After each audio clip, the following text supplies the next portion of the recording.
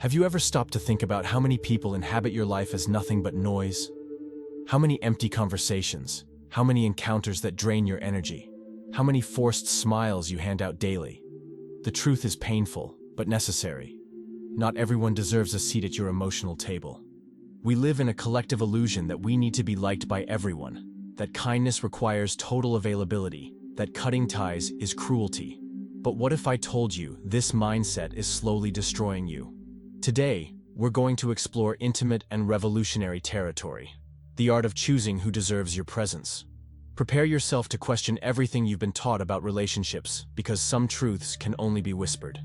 The quality of a relationship will never be determined by the quantity of people around you. Good relationships don't spring up by chance, like wildflowers that sprout without care. They're built with the patience of a craftsman, shaped with time, truth, and genuine presence. Every sincere word, every shared silence, every gesture of understanding is a brick in the construction of something sacred. Think about the last time you left an encounter feeling energized, inspired, more connected to yourself. Remember that sensation? Now think about the last time you left a conversation feeling exhausted, confused, questioning your own sanity. Can you feel the difference? That's the difference between people who nourish and people who drain your life force. Arthur Schopenhauer, the 19th century German philosopher known for his pessimistic philosophy and deep analysis of human nature, taught us that true affinity is as rare as precious stones. The illusion of being liked by everyone creates only fragile bonds, like spiderwebs that fall apart at the slightest touch of wind. When you try to please the crowd, you dilute your essence until nothing remains but a shadow of what you could be. How many people truly know you? Not the edited version you present to the world, but the raw person, with fears, contradictions, and secret dreams. How many know your 3 a.m. self when you wake up distressed without knowing why? How many know what you dreamed of becoming as a child, before life taught you to be realistic? If you can count them on the fingers of one hand, you're already richer than most. The crowd knows your name, but few know your soul. Building true bonds requires courage that few possess, the courage to be vulnerable. You must strip away social masks, lower your defenses, and allow the other person to see your scars. This is scary because it exposes, but it also liberates because it connects. When two people meet without disguises, something magical happens. A relationship is born that sustains itself on authenticity, not performance. But beware of the patterns we inherit. Often, the way we relate today was shaped by family dynamics we experienced in childhood. If you grew up in a house where affection was conditional on behavior, where love needed to be earned through good grades or good behavior, it's natural that you reproduce these patterns. You might be accepting less than you deserve because you were conditioned to believe that true love is scarce and must be conquered through sacrifice. Have you ever caught yourself apologizing for feelings that are perfectly valid? Or feeling guilty for setting a simple boundary, like, "I don't want to talk about this right now"? These are signs that you were taught to prioritize others' comfort over your own well-being. The child who always had to be good to receive affection can become the adult who erases themselves to maintain relationships. Here lies a subtle danger that few perceive. Empathy, this virtue so celebrated, can transform into a trap when directed without criteria. Always putting yourself in others' shoes means forgetting to occupy your own space in the world. It's like lending your house to so many guests that you end up sleeping on the street. Empathy should be lucid, not compulsive. It should arise from a conscious choice, not from an uncontrolled impulse to save everyone. When you feel for everyone but no one feels for you, you're dissolving your vital energy like salt in water. Your sensitivity becomes a leak, not a source. Observe how many people confuse empathy with self-annulment. They absorb others' pain like sponges, carry other people's problems on their shoulders, and forget that they also have the right to care. This distorted generosity creates a toxic dynamic. You become the unpaid therapist for half the world, always available to listen to others' dramas, while your own wounds bleed in silence. True empathy is born from self-love, not from its abandonment. We can only offer what we have. If you're empty, what can you give besides more emptiness? Healthy empathy is like a fountain that flows because it's connected to a deep well, not like a hose that transfers water until the first container is completely depleted. And this leads us to one of the most fascinating paradoxes of human nature.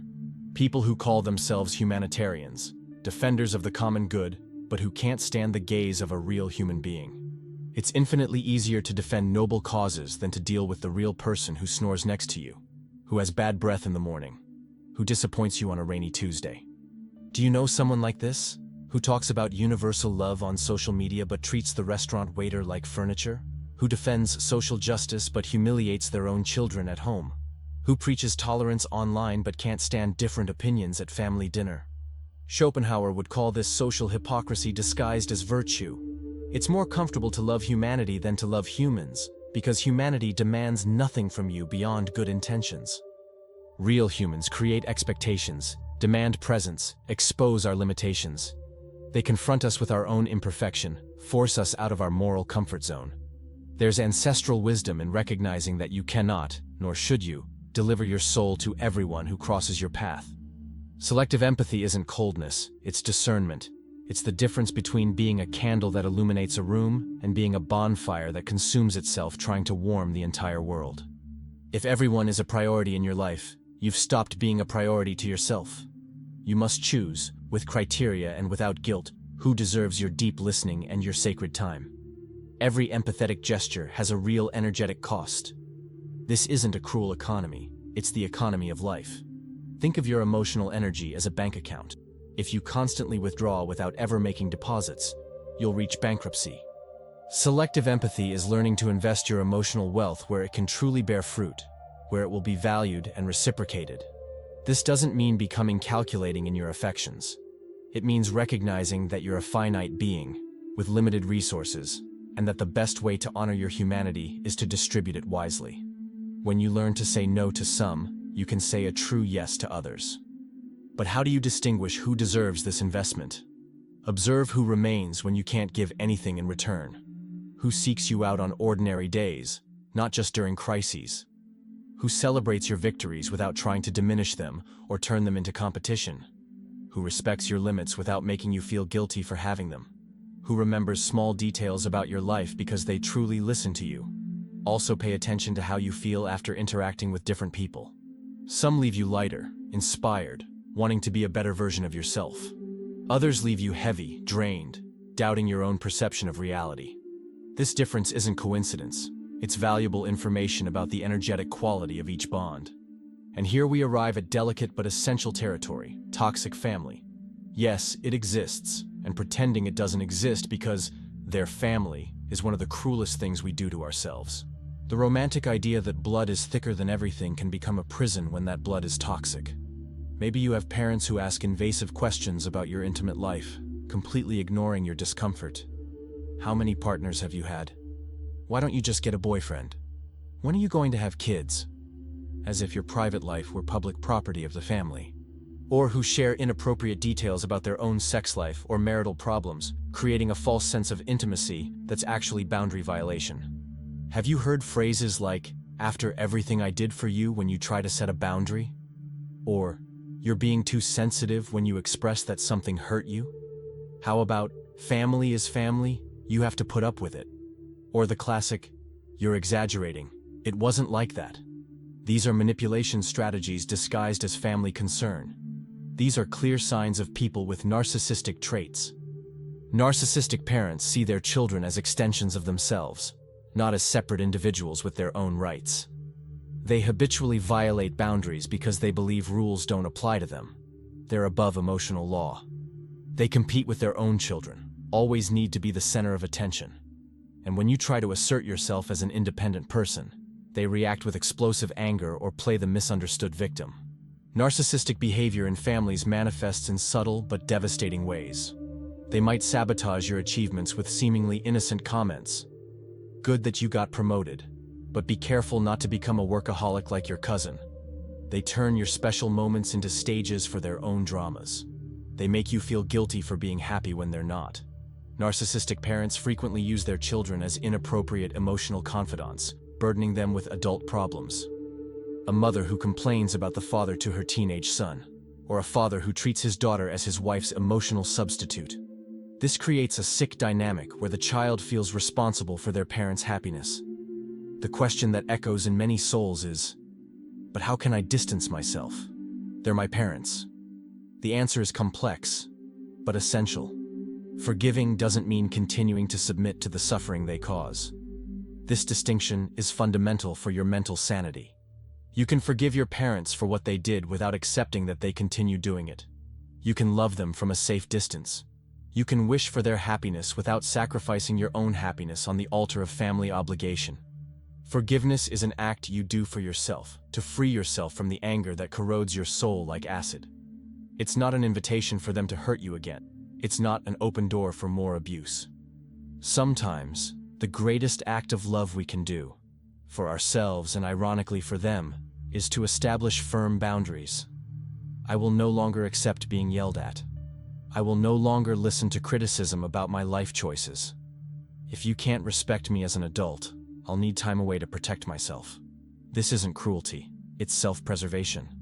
It's recognizing that you have the right to peace of mind. Many people feel crushing guilt when considering distancing themselves from toxic family. But they raised me. They did their best. They're old now. These thoughts are understandable, but remember, you can be grateful for what good you received and still protect yourself from what was harmful. Gratitude isn't synonymous with perpetual submission. Zero or limited contact with toxic family isn't revenge, it's medicine. It's recognizing that some relationships are so harmful to your mental health that the only healthy option is distance. You're not abandoning people who love you. You're protecting yourself from people who consistently hurt you. Nothing true survives neglect. This is an implacable law that governs everything from gardens to human hearts. Relationships deteriorate when they're not cultivated with attention, intention, and conscious effort. Expecting something to flourish without watering is a naivety that life takes care to correct, often painfully. Maintaining relationships requires presence, not just physical proximity. It requires intention, not just good intentions. It requires conscious effort, not just sporadic effort. It's like caring for an orchid. Neglect for a few days can undo months of patient care. If you look at your most important relationships, you'll see that they have an emotional temperature. Some are boiling with intimacy and connection. Others warm with polite cordiality. Some have already cooled to the ice of indifference. Temperature doesn't change by itself. It responds directly to the emotional heat you invest. A spontaneous phone call, a loving message, an unhurried meeting, a deep conversation about dreams and fears. These are the logs that keep the fire of affection burning. But maintenance also means knowing when to stop feeding a fire that never warms back. When you're always the one who calls first, who apologizes first, who gives in first, who makes plans, who remembers important dates, maybe it's time to question whether this is a relationship or just a unilateral habit you maintain out of stubbornness or fear of loneliness. True maintenance also involves mutual growth. Relationships stagnate when people stop evolving, when they become fossilized versions of who they once were. Do you have something new to offer your relationships? Are you developing as a person, learning new things, having insights, changing perspectives? Or are you stuck in the same conversation from 5 years ago? In the era of infinite connections, depth has become a precious rarity. Everyone is available through a screen, but no one is truly present. We have 1,000 contacts on our phone, but we don't know the name of the fear that wakes us at 3 in the morning. We divide our attention among so many people that it becomes a fine powder that the wind carries away, never concentrating enough to create real heat. Emotional monogamy, in this context, isn't an antiquated moral rule imposed by outdated traditions, but a spiritual logic that makes practical sense. It's impossible to divide yourself among many and still remain whole. When you try to be everything to everyone, you end up being nothing to anyone, including yourself. Think about the difference between a river that follows a deep bed and one that spreads into 1,000 shallow arms. The first carries strength, the second gets lost in the earth. Your affections are like this. The more you concentrate them, the more powerful they become. Emotional monogamy also applies to friendships. Having one true friend who knows your story is infinitely more valuable than having hundreds of superficial acquaintances. Intimacy is always exclusive because it requires time, trust, and vulnerability, resources that can't be distributed without limit. And just as true relationships are rare, what you accept from them says a lot about what you believe you deserve deep in your soul. You deserve more than emotional scraps. More than messages that arrive only when the person needs something. A favor, a vent, validation. More than last-minute invitations when all other plans have already failed. More than empty compliments that sound like a memorized script to keep you around. Emotional scraps are relationships where you always give more than you receive, where you always understand more than you're understood, where you always forgive more than you're forgiven. They're bonds where your feelings are minimized, you're exaggerating, your achievements are diminished, lucky you, and your needs are ignored. We'll talk about this later. But be careful. Don't offer scraps to others either. If you want to receive whole bread, you must be willing to share whole bread. There's no point demanding emotional exclusivity if you don't offer it yourself. Reciprocity is the sacred foundation of any healthy relationship. Not necessarily mathematical reciprocity, but reciprocity of intention, care, presence. The more people you try to please simultaneously, the less you offer yourself completely to anyone. It's like trying to listen to 5 songs at the same time. In the end, you don't hear any of them properly, just confused noise.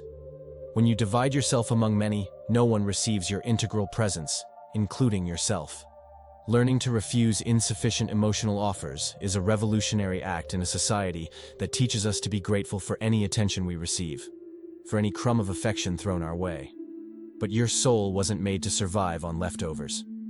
It was made for banquets, for celebrations, for encounters that nourish and transform, that leave you more whole, not emptier. Effective minimalism then emerges as a liberating philosophy for modern times. Reducing your bonds isn't isolating yourself from the world like a bitter hermit. It's preserving yourself energetically for what truly matters. It's choosing quality over quantity, depth over extension, meaning over convenience. Fewer relationships, more depth. Less social noise, more emotional clarity. Fewer superficial obligations, more time for authentic connections that truly feed your soul and contribute to your growth as a human being. Schopenhauer argued that the wise person chooses well with whom to share silence, because silence is where people truly reveal themselves. It's easy to fake intimacy in constant chatter, in the bombardment of empty words, but it's impossible to falsify comfort in shared silence. Only people who truly know and accept each other can be silent together without discomfort. When you practice this philosophy consciously, each encounter becomes more meaningful because it's chosen, not automatic. Each conversation carries more weight because you're not wasting energy on empty interactions.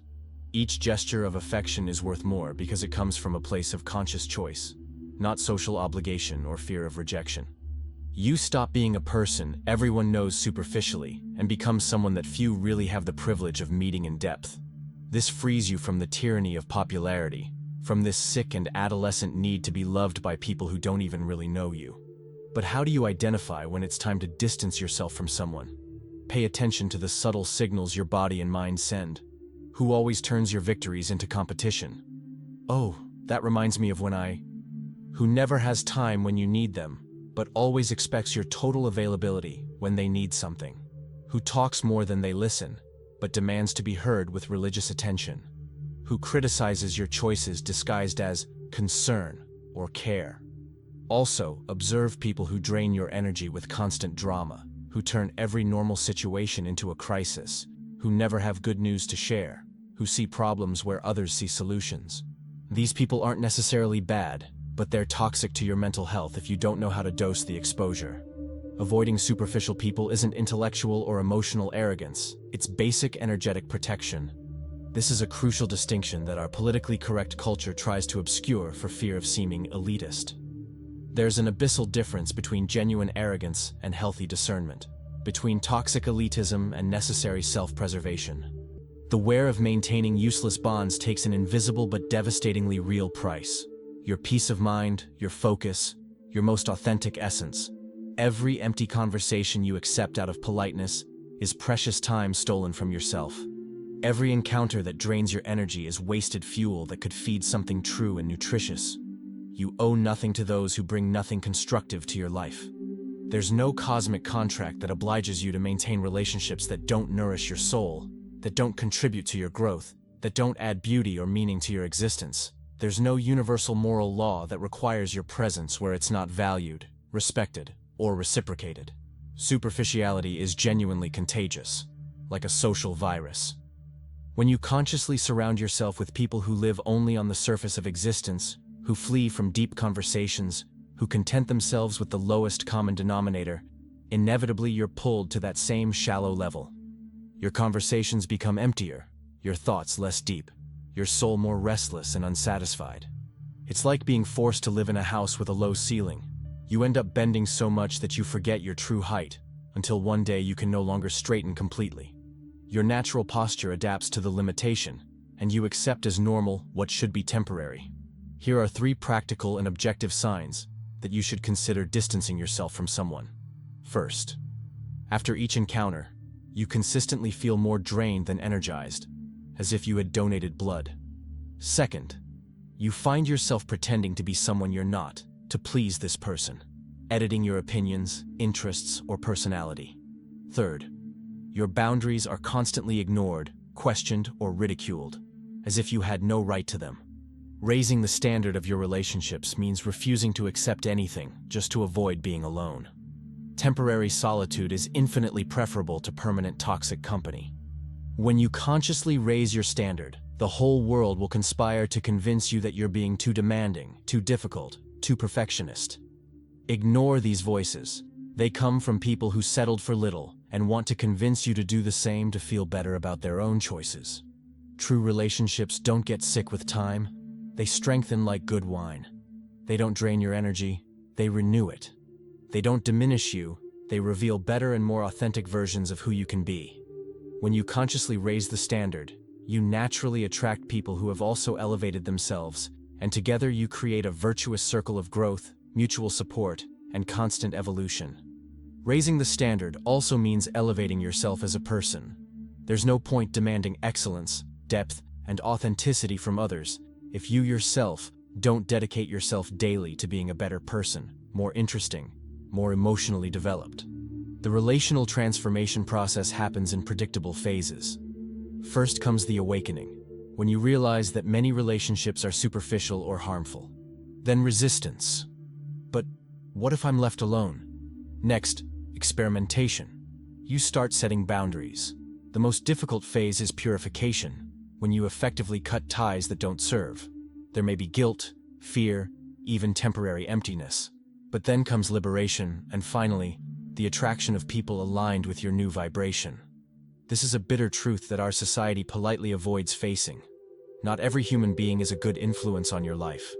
There are people who suck energy like emotional black holes, who subtly manipulate, who empty everything around them with their toxic presence.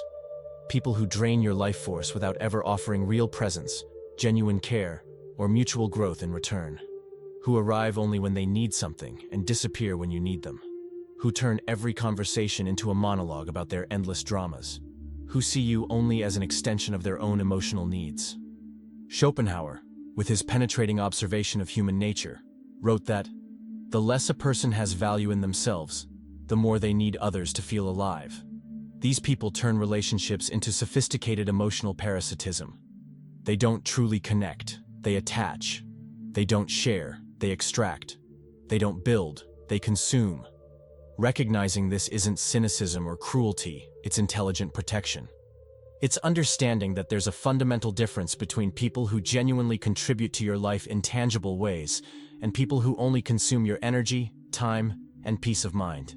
Some people carry a subtle but real toxicity that contaminates entire environments where they pass.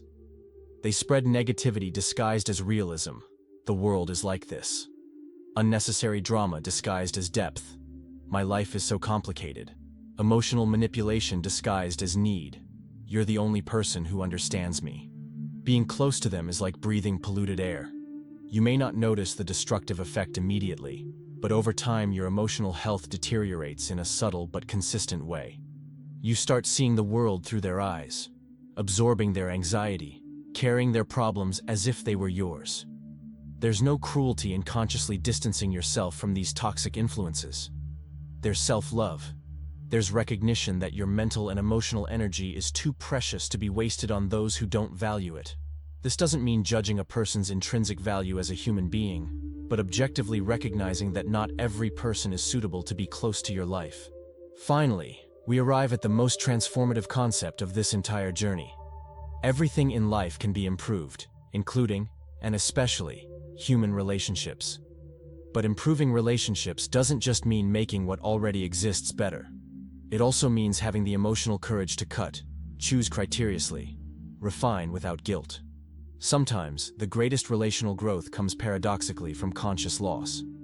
When you stop trying to resurrect connections that have already died, when you stop feeding bonds that don't feed you back, when you stop saving people who don't want to be saved, you open sacred space for the new, the true, the nutritious. Improving relationships always begins with the fundamental improvement of your relationship with yourself. When you know yourself deeply, your needs, limits, values, dreams, when you love yourself unconditionally, including your imperfections and areas of growth, when you respect yourself completely, honoring your intuitions and decisions, you automatically attract and build healthier, more balanced, and satisfying relationships. Solitude stops being a feared punishment and becomes a desired sanctuary. You discover that being alone isn't necessarily being lonely. You find in your own company an inexhaustible source of peace that doesn't depend on validation, approval, or external presence. And paradoxically, when you become truly whole alone, you become capable of genuinely intimate relationships with others.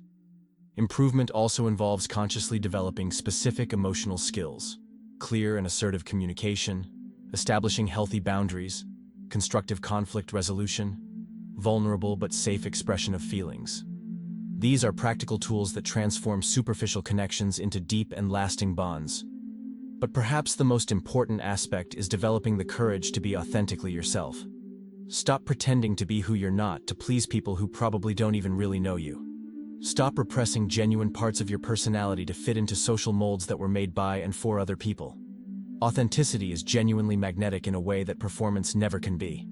When you stop desperately trying to be perfect and courageously accept being real, with flaws, contradictions, vulnerabilities and all, you naturally attract people who also have the courage to be real, imperfect, human. You've made it this far because something deep in your soul recognizes these truths as familiar, even if they've never been articulated this way before.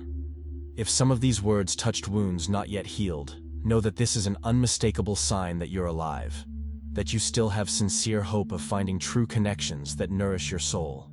The path to authentic relationships requires courage to disappoint people who expect your unconditional availability. It requires wisdom to distinguish between consciously chosen solitude and isolation imposed by fear. It requires strength to resist social pressure that insists you must accept any relationship, no matter how bad, because it's better than being alone. Remember this fundamental truth. You didn't come to this world to be loved by everyone. You came to be deeply known, understood, and valued by the few who have eyes trained to see your unique light, your special contribution, your particular beauty. When you stop trying to illuminate the entire world with your presence, you can finally shine with full intensity for those who truly matter, who truly see you, who truly deserve you. This journey of deep self-knowledge and conscious relational transformation is exactly what we explore with practical exercises in the exclusive ebook, Alchemy and Archetypes, which is in the first pinned comment.